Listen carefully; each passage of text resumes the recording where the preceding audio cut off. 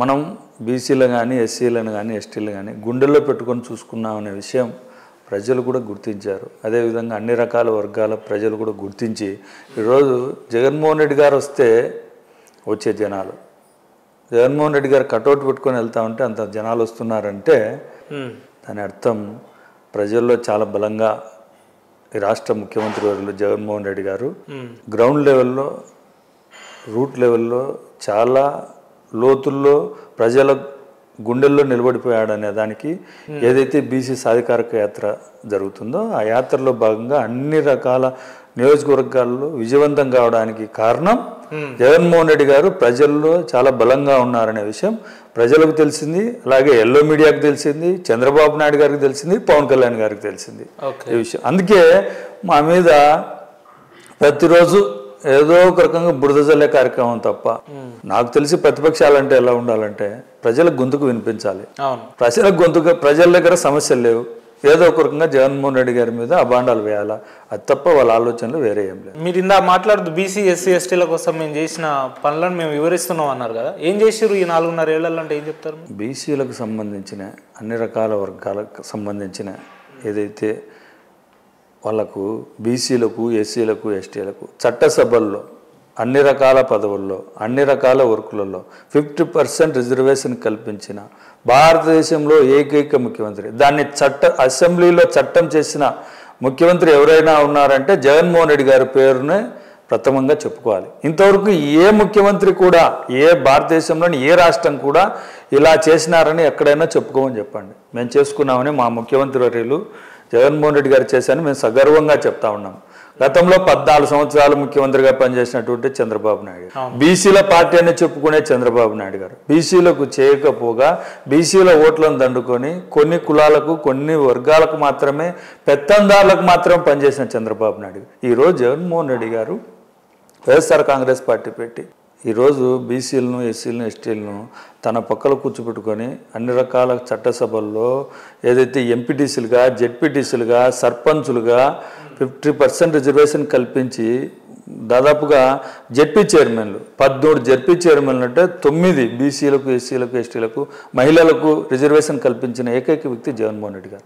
9లో 5 మహిళలకే కేటాయించారు. అంటే 9 వాళ్ళకు వస్తే 4 మిగతా జెంట్స్కి ఇచ్చి 5 లేడీస్కి ఇచ్చారు. అంటే దీంట్లో ఎంత మనం చెప్పిన అంశాన్ని రూట్ లెవెల్లో అధికారంలోకి వచ్చిన తర్వాత ఆచరించాల్సిన అవసరం లేదు. ప్రజలు 5 సంవత్సరాల వరకు అడగకపోయినా మనం మాట ఇచ్చాం, ఆ మాట నెరవేర్చే దిశగా జగన్మోహన్ రెడ్డి గారు ముఖ్యమంత్రి అయిన మొట్టమొదటి రోజు నుంచే ఏదైతే 1,30,000 ప్రభుత్వ ఉద్యోగాలు ఇస్తే దాంట్లో 50% రిజర్వేషన్ కల్పించి మహిళలకు మరియు బీసీలకు ఎస్సీలకు ఎస్టీలకు వాళ్ళల్లో ఈరోజు 65,000 మంది బీసీలు ఎస్టీలు విద్యార్థులు ఏదైతే ఉన్నారు ఉద్యోగస్తులుగా ఉన్నారు అని అంటే భారతదేశంలో ఏ ముఖ్యమంత్రి ఇంతవరకు మీరు చెప్పే అన్ని కెమెరాల ముందు ఉన్నట్టే కనిపిస్తుంది అన్న, రియాలిటీలో ఎక్కడ లేనట్టు కనిపిస్తుంది సార్. నేనేమంటానంటే ఇప్పుడు రాష్ట్ర వ్యాప్తంగా గ్రామ సచివాలయాలు ఉన్నాయి, ఆర్బీకేలు ఉన్నాయి, హెల్త్ సెంటర్లు ఉన్నాయి, అర్బన్ హెల్త్ సెంటర్లు, గ్రామీణ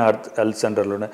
వాళ్ళు వెళ్ళండి, మీరు ఏ కాన్స్టిట్యున్సీ అయినా తీసుకోండి, ఎక్కడికైనా తీసుకోండి, ఏ ఊరికి వెళ్ళండి, ఆ ఊర్లో ఎంతమంది గ్రామ సచివాలయంలో పనిచేస్తున్నారు, వాళ్ళల్లో బీసీలు ఉన్నారా, ఎస్సీలు ఉన్నారా, ఎస్టీలు ఉన్నారా చూసుకోండి. నేనేమంటానంటే నేను చెప్పిందే కరెక్ట్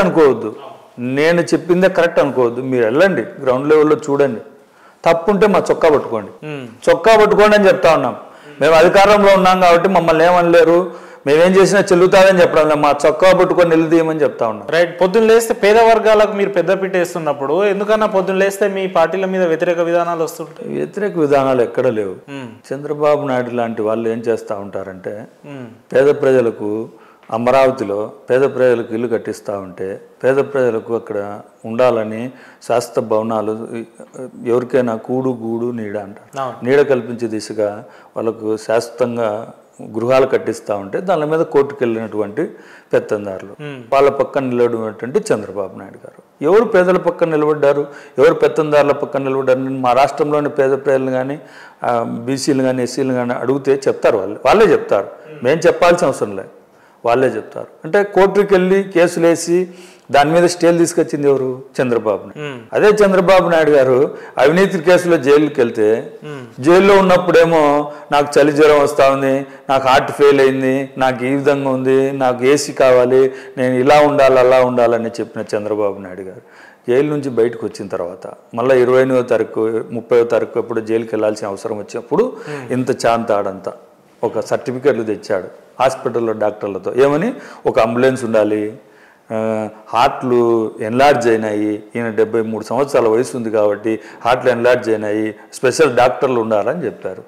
ఈరోజు తిరుగుతున్నాడు చంద్రబాబు తిరుగుతున్నారు కదా. ఒక మాజీ ముఖ్యమంత్రి కనీస వసతులు లేకుండా ఏదో సాధారణంగా జైల్లో ఉండడం అనేది అది అసాధ్యం కదన్నా. ముఖ్యమంత్రి నేను ఏమంటానంటే జైలు నిబంధనలు ఎలా ఉంటాయంటే జడ్జి గారికి పెట్టుకోవాలి. మేమేం కాదని చెప్పడంలే. ఆయన జైలుకి వెళ్ళినప్పుడు ఏ నిబంధనలు అప్పుడు ముఖ్యమంత్రిగా చంద్రబాబు నాయుడు గారు మాజీ ముఖ్యమంత్రిగా జైలుకి వెళ్ళినప్పుడు జడ్జి గారి దగ్గర కొన్ని అప్లికేషన్లు పెట్టుకున్నారు. మాకు స్పెషల్ క్లాస్ కావాలన్నారు. ప్రభుత్వం కానీ జగన్మోహన్ రెడ్డి గారు కానీ ఎక్కడ అడ్డుపడలేదే, ఇవ్వండి అని చెప్పాం. యాజ్ ఆపోజిషన్గా ఏం చెప్పాలి? మాకు అసూయ ద్వేషాలు ఉన్నాయనుకో చంద్రబాబు నాయుడు గారి మీద, ఏం చేయాలి? సార్ ఇవ్వద్దు, అతనికి ఇవ్వద్దు అని చెప్పాలి. మేము ఎక్కడ కోరలేదే, మేము ఎక్కడైనా కోరామా? కోరలేదే. ఆయనకి ఏం ఫెసిలిటీస్ కావాలన్నా, ఏసీ కావాలంటే ఏసీ కూడా నేనే ఒక ఇంటర్వ్యూలో చెప్పాను, నేనే కొనిస్తానా ఏసీ కొనిస్తానని చెప్పాను. అంటే వాళ్ళు చేయాల్సిన ధర్మం చేయకుండా వాళ్ళు ఆయనకి ఏదైతే కావాలనో వాళ్ళ భార్యకు తెలియదా, వాళ్ళ కొడుకు తెలియదా? మొదటి రోజు ఏసీ లేకుంటే మా భర్త ఉండలేడు జైల్లో అని అనుకోవచ్చు కదా. ఆ రోజు తెలియదా? 45 రోజుల తర్వాత తెలుస్తుందా ఏసీ కావాలని? అంటే ఏమని? చంద్రబాబు నాయుడు గారు జైల్లో ఉంటే ఆ సానుభూతి కోసం వీళ్ళు తిరిగారు తప్ప చంద్రబాబు నాయుడు గారి మీద నిజమైన ప్రేమ తెలుగుదేశం పార్టీ వాళ్ళకి కానీ వాళ్ళ కొడుకు కానీ వాళ్ళ భార్యకు కానీ లేదని వాళ్ళ మాటల్లోనే వాళ్ళ చేతల్లోనే ఈ రాష్ట్ర ప్రజలంతా గమనించారు. నేను అంటున్నప్పుడు మీరు అడ్డుపడ్డారు. నేనేమంటా అంటే కోర్టులకు వెళ్ళినప్పుడు, కోర్టులో జైలుకి వెళ్ళేటప్పుడు మాత్రం నాకు ఆరోగ్యం బాగాలేదన్న చంద్రబాబు నాయుడు గారు ఈరోజు బయట తిరుగుతున్నారు కదా. ఎక్కడైనా చంద్రబాబు నాయుడు గారు తిరిగే యాత్రలలో ఎక్కడైనా ఒక అంబులెన్స్ పెట్టుకొని తిరిగాడా? డాక్టర్లను పెట్టుకొని తిరిగాడా?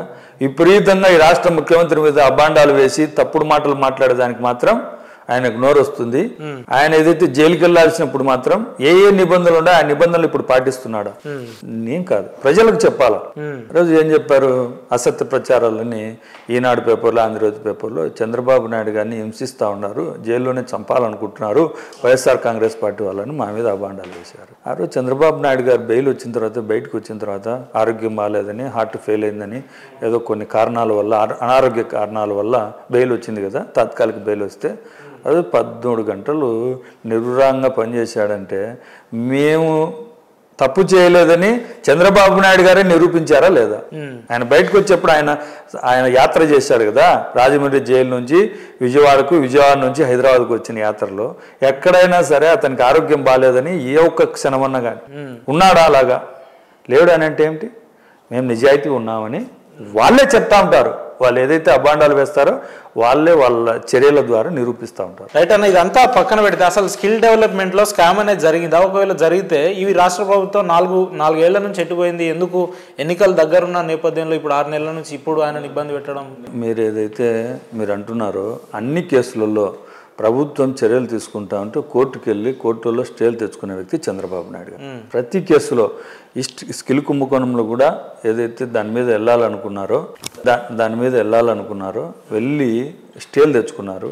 ఆ తర్వాత స్టేలు తొలగిపోయిన తర్వాత సిఐడి వాళ్ళు దాని మీద ఏదైతే చర్యలు తీసుకోవాలనో 371 కోట్ల రూపాయలు ఏ అకౌంట్లలో ఏ విధంగా వెళ్ళాయి, ఏ విధంగా తెలుగుదేశం పార్టీ అకౌంట్లలోకి వచ్చాయి, తన పిఎస్ శ్రీనివాస్ చౌదరి అకౌంట్లలోకి ఎలా వచ్చాయి, షాపోజీ పుల్లంజీ సంస్థ నుంచి, ఎల్ఎన్టీ సంస్థ నుంచి ఏ విధంగా ఒక వ్యక్తి దగ్గర నుంచి డబ్బులు ఏ విధంగా డ్రా అయ్యాయి, అవన్నీ నిరూపించి కోర్టులో పెట్టాం. కోర్టులో జరుగుతుంది కేసు. చంద్రబాబు నాయుడు గారు ఏదైనా తప్పు చేయలేదంటే కోర్టు దగ్గరికి వెళ్ళాలి. కోర్టులో అవన్నీ చెప్పకుండా నాకు ఆరోగ్యం బాగాలేదు, నేను 73 సంవత్సరాల వయసు ఉంది అని చెప్పే చంద్రబాబు నాయుడు గారు అధికారం పరిపాలించడానికో లేకుంటే ఆంధ్రప్రదేశ్లో రాజకీయాలు చేయడానికి మాత్రం ఆయన ఆరోగ్యం చాలా సంపూర్ణంగా బాగుంటుంది. కానీ కోర్టుల దగ్గరికి వెళ్ళినప్పుడు ఏం చెప్తాడు? నేను స్కిల్ కుంభకోణంలో నేను ఏ ఒక్క రూపాయి తీసుకోలేదని, ఎక్కడ అవినీతి చేయలేదని చెప్పలే. నాకు ఆరోగ్యం బాగాలేదంటే నాకు బెయిల్ ఇవ్వండి అన్నాడు. అదే మా మీద ఈ రాష్ట్ర ముఖ్యమంత్రి జగన్మోహన్ రెడ్డి గారి మీద ఆ రోజు 2011లో పార్టీ నుంచి కాంగ్రెస్ పార్టీ నుంచి బయటకు వస్తే మా మీద పెట్టిన కేసులు మేమన్నిటినీ కేసు జరిగేంత వరకు కేసు ఇన్వెస్టిగేషన్ అయిపోయేంత వరకు ఛార్జ్ షీట్ వేసేంత వరకు మేము ఎక్కడ కూడా మేము ప్రతిరోజు మొట్టమొదటి రోజు నుంచి కూడా మేము ఏం తప్పు చేయలేదు, మమ్మల్ని విచారించుకోండి, మీ ఇష్టం వచ్చినట్టు చేసుకోండి అని ఎక్కడైనా ప్రభుత్వానికి అక్కడ ఉండే సిబిఐ వాళ్ళకి కానీ ఏదైతే ప్రభుత్వం నుంచి మా మీద ఏదైతే దాడులు చేశారో అన్ని రకాల వాళ్ళకు మేము సహకరించాం.